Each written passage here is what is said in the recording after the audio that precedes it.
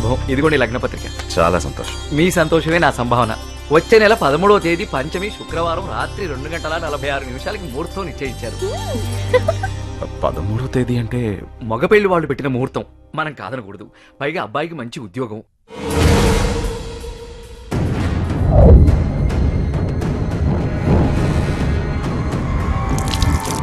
ఏమైంది నాన్న? ఏం లేదమ్మా. కౌసల్య అలాగే కానివ్వండి. వస్తానండి. ఇంకో చిన్న మాట అండి. ఆ పెళ్లివారు వారి బంధువులు దూరం నుంచి రావాలి కాబట్టి పెళ్లికి 4 రోజుల ముందే వస్తారట. వారికి ఇస్తామన్న గంధర్వ మహల్లోనే వీడిది ఏర్పాటు చేస్తే చాలు. అలాగే. మాకు మాత్రం ఎవరున్నారు, వారిష్టం. నేను ముందు అంటూ అన్నిటికీ ముందుండి మనకు ధైర్యం చెప్పేవాడు. ముందే వెళ్ళిపోయాడు. ఏమైనా మూర్తి లేని లోటు తెలుస్తుందిరా. మనిషిని పంపించాం. ఆంజనేయుడి నుంచినా బాగుండేది. కథం ధైర్యంగా ఉండేది. ఈ రాక్షసుడు పొద్దున్నుంచి కనిపించట్లేదు. ఎక్కడికి వెళ్ళాడో ఏంటి? వస్తాడు, ఎదురు అడుగు. ఇక్కడ అన్ని ఏకమై వణుకుడు చస్తుంటాయి. ఏంటి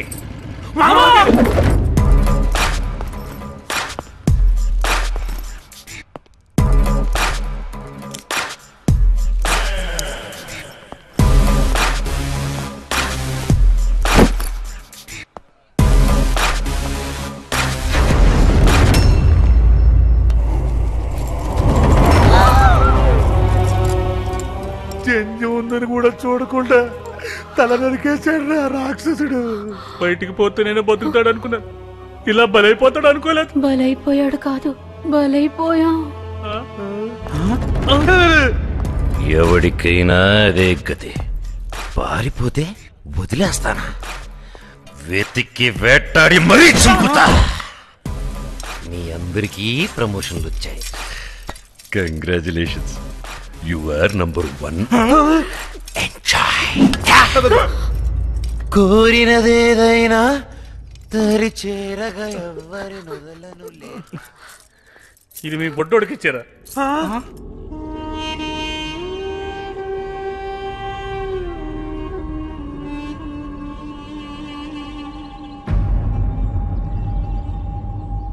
ఇప్పటికిప్పుడు ఖాళీ చేయమంటే ఎలా సార్?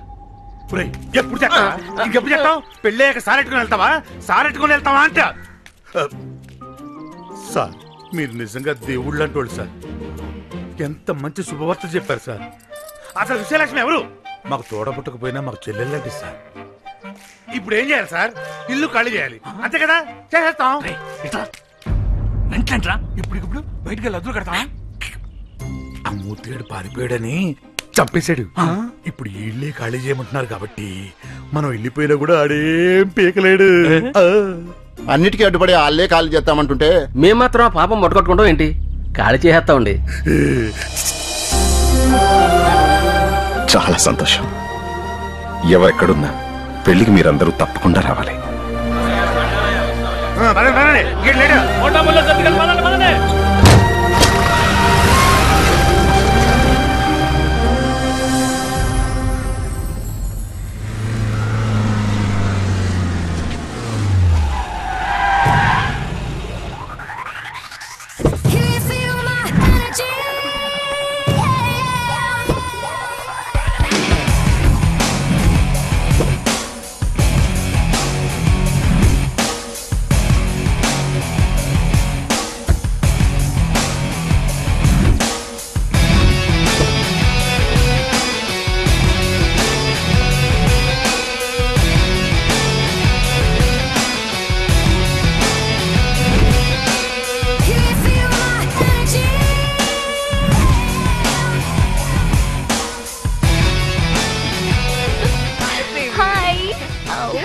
Hi hi. 15 ఏళ్లుగా పీడిస్తున్న వాళ్ళే ఖాళీ చేసిపోయారే.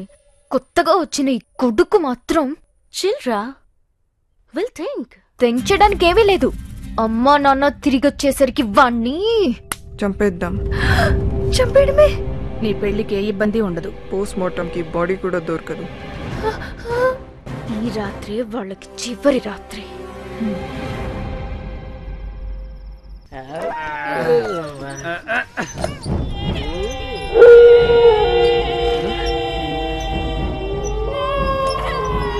అన్నయ్య గారండి, మన ఇంట్లో ఫిగర్లు ఉన్నాయండి. ఫిగర్లా? మనం పురమాయించుకుంటా ఫిగర్లు ఎక్కడి నుంచి వచ్చారా?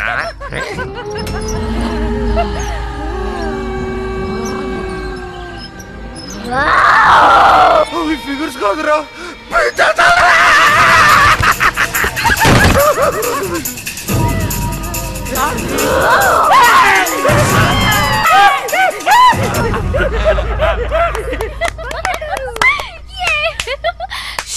ఇప్పుడు వాడి సంగతి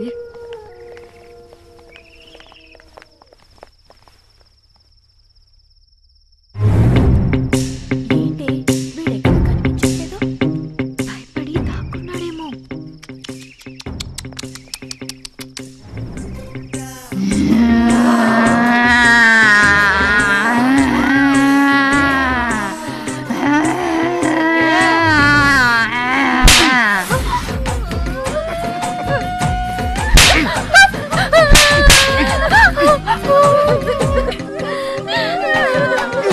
ఎక్కడికి వెళ్తున్నావే?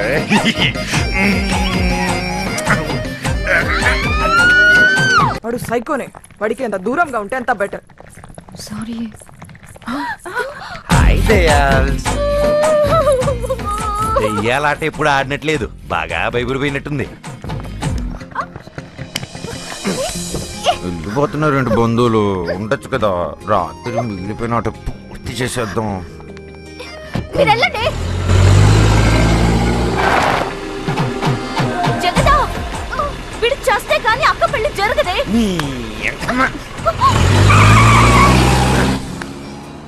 మీ ఆడ రౌడీలు నన్నేం చేస్తారే? కొమ్ములు తిరిగిన మగాలే మన ముందు షేక్.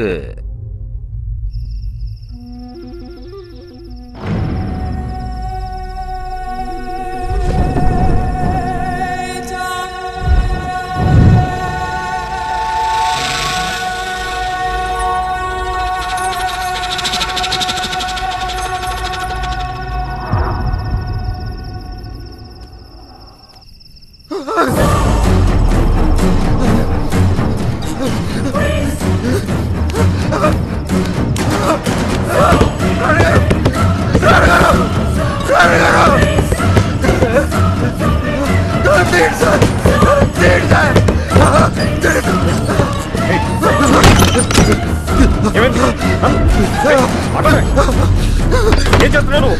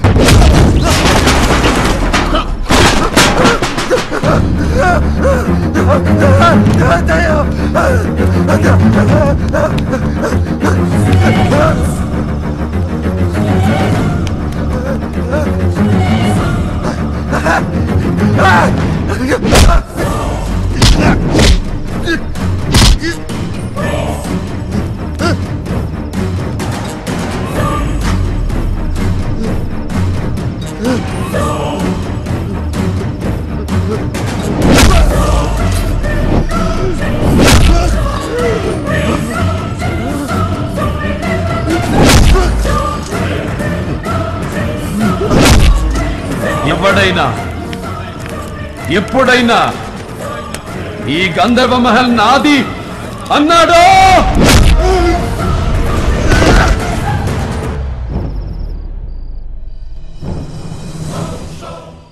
అంటే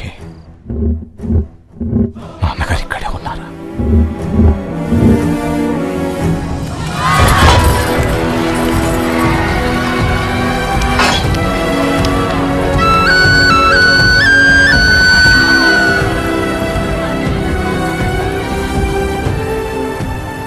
మదమెక్కిన ఎరుగు మందుతో వచ్చి కూడే మొత్తం నాశనం చేసేస్తుందమ్మా.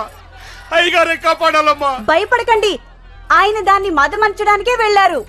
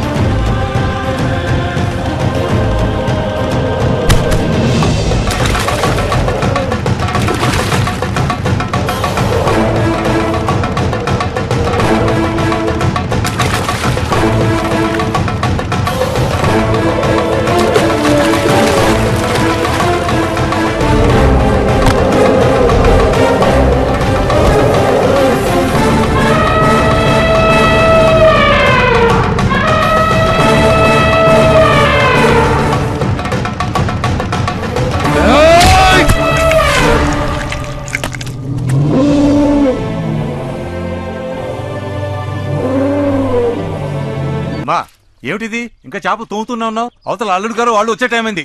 కానివ్వు. ఏ బాబు, ఇదిగో చూడు. మీరు కంగారు పడకండి, అమ్మాయి గారు అల్లుడు గారు వచ్చేసరికి అన్నీ సిద్ధంగా ఉంటాయి.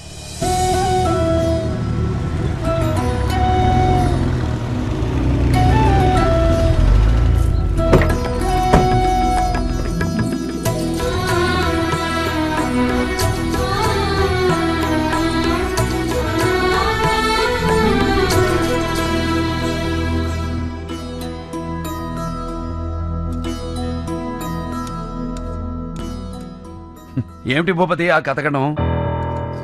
10 మంది తినే ఏటపోతుని మీ నాన్నగారు మా నాన్నగారు ఇద్దరే తినేసేవారు. అయినా ఇంటల్లుడు ఉండి నువ్వే ఇలా మొహమాట పడితే ఇక వెళ్ళేం తింటారు? అవునరా భూపతి, ఆ రోజుల్లో రాయుడు గారి నాన్నగారు మీ నాన్న కలిస్తే విందు భోజనాలే. ఆ భోగమంతా మా బావగారితోనే పోయిందనుకున్నాం. కానీ మా మేనల్లుడి చలవ వల్ల ఈ వైభోగం అంతా మళ్లీ చూస్తున్నాం. లేవాడివయ్యా, మీ వాడికి ఆస్తులు లేకపోయినా వారి తండ్రి గారు ఇచ్చిన మాటకి విలువ ఇచ్చి పిలిచి మరీ చెల్లెలిచ్చి పెళ్లి చేశారంటే వారసుడుగా అది వారి గొప్పతనం.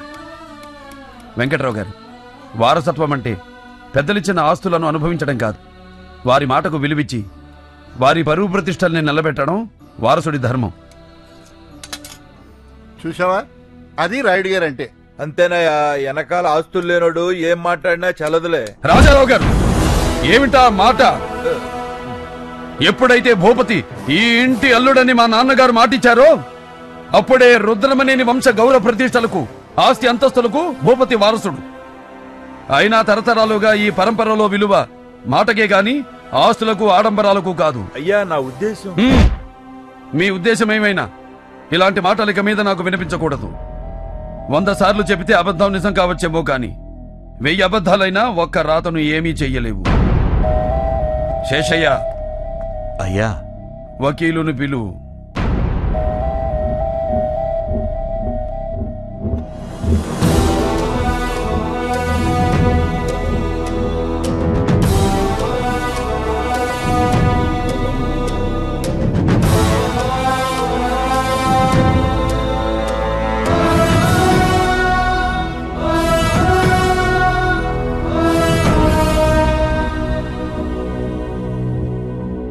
వకీలు గారు, అయ్యా, నేను చెప్పేది అక్షరం పొల్లు పోకుండా విల్లు రాయండి.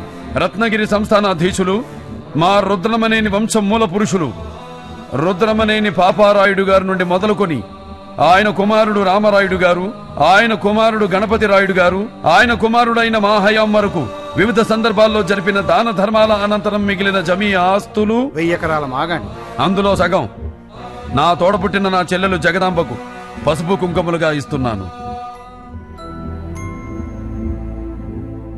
కన్న కూతురికి కూడా ఇలా పంపకం చేసిన వాళ్ళను మేము చూడలేదు రాయుడు గారు. ఇక మిగిలిన దానిలో 100 ఎకరాలు తరతరాలుగా మా వంశానికి ప్రేమాభిమానాలతో విశ్వాసంతో వెలకట్టలేని సేవలు చేస్తున్న మా శేషయ్య కుటుంబానికి. అయ్యా, ఆస్తిలో మాకు పంపకం ఏంటయ్యా? లేదు శేషయ్య, మేము మా చెల్లెలకిచ్చి పంపినట్టే రేపు నువ్వు నీ కూతురికిచ్చి పంపాలి. రాయుడు గారు, పండగొచ్చినా పబ్బం వచ్చినా ఊరితో పాటు చుట్టుపక్కల గుళ్ళు గోపురాలు మీ వైపే చూస్తూ ఉంటాయి. మరి ముందు ముందు ఆ వైభవం చూస్తామంటారా?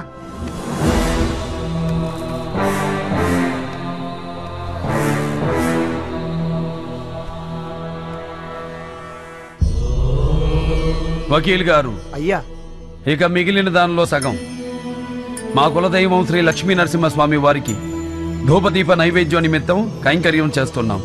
రాయుడు, గంధర్వ మహల్ అంటే దాన ధర్మాలకు మారు పేరు అన్నమాట ఎప్పుడూ నిజం చేశావు.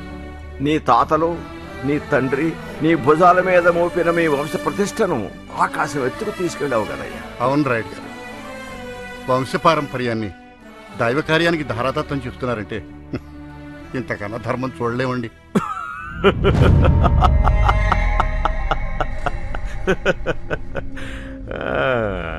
ఏంటలా చూస్తున్నారు? ధర్మం, న్యాయం అని ఏవేవో పెద్ద పెద్ద మాటలు వినపడుతుంటే నవ్వొస్తోంది. కూతురంట, చెల్లంట, చేలో చెరిసగమంట. మరి చేలో ఉన్న వాట ఇంట్లో లేదెందుకో? ఇదా ధర్మం? తోడబుట్టిన తనకు ఈ ఇంట్లో ఉండే హక్కు లేదా? నేను ఏ గుడిసెలో ఉంటే అక్కడే ఉండాలా? ఇదా న్యాయం? రే భూపతి, ఇంతిచ్చా కూడా ఏంటిరా మాటలు? మతుంటే మాట్లాడుతున్నావా? శేషయ్య, జగదాంబ భూపతి ఇక్కడే ఉంటారు. ఏర్పాట్లు చూడు. ఇల్లరికమా? చచ్చా, అలా ఎందుకు అనుకుంటున్నావు భూపతి? నేను కాదు, ఊరనుకుంటుంది. ఫణీంద్ర భూపతికి గతి లేక గంధర్వ మహల్లో అడుక్కు తింటున్నాడంటారు. తప్పు బాబు, మీరలా మాట్లాడకూడదు. ఆస్తి పంచగానే ఊడిగం చేసేవాడికి కూడా నోరు లెగుస్తోంది. అయినా నేనేమైనా నా కోసం అడిగానా? పెద్ద మనిషి, ఏమిటయ్యా ఇతను మాట్లాడేది? రాయుడు గారి మహల్ని బట్టలు పట్టి పట్టుకెళ్దాం అనుకుంటున్నాడా? అడుగుతున్నాడుగా, చెప్పరా. ఇందులో చెప్పేదే ఉంది. ఇంటి మధ్యలో గోడ కట్టి ఎవరి వాటాల్లో వాళ్ళుంటే సరిపోతుంది. తప్పు తప్పు భూపతి, నువ్వు మాట్లాడేది తప్పు. బొంబులు తిరిగిన బ్రిటిష్ వాళ్ళు ఆక్రమించాలని చూసినా వాళ్ళ నీడను కూడా పడనిమని మా పూర్వీకుల పౌరుషానికి, ధైర్యానికి నిలువెత్తు సాక్ష్యం ఈ గంధర్వ మహల్. అలాంటి మహల్ను 2 భాగాలుగా విడగొట్టడం అంటే లేదు. నా కంఠంలో ఊపిరి పోయినా అది జరగదు. శేషయ్య, మనం తోట బంగ్లాకు పెడుతున్నాం. అన్నయ్య, అన్నయ్య, వద్దన్నయ్య, మీరు వెళ్ళొద్దన్నయ్య. మీ అన్నయ్య ఏం చేసినా నీ మంచి కోసమేగా. నీ సుఖం కంటే మాకేం కావాలి? నువ్వేంటి ఆడపడుచువి. ఇక్కడ నువ్వుంటే ఒకటి, మేముంటే ఒకటా చెప్పు. మీరు వెళ్తే నా మీద ఒట్టే అన్నయ్య. తప్పమ్మా. ఏమిటిది? నీ పాదాలు కందిపోతాయని చిన్నప్పటి నుంచి ఎత్తుకుని ఈ గుండెల మీద పెంచానమ్మా నేను. నీ నడక కూడా నా కాళ్ళతో నడిచానని ఈ మహల్ నా మీద అలిగినట్టుందమ్మా. అందుకే వెళ్ళిపోమంటుంది. అయినా నేనెక్కడికి వెళ్తానమ్మా? నువ్వు పిలిస్తే కళ్ళు మూసి తెరిచేలోపు నీ ముందుంటాను. వస్తానమ్మా.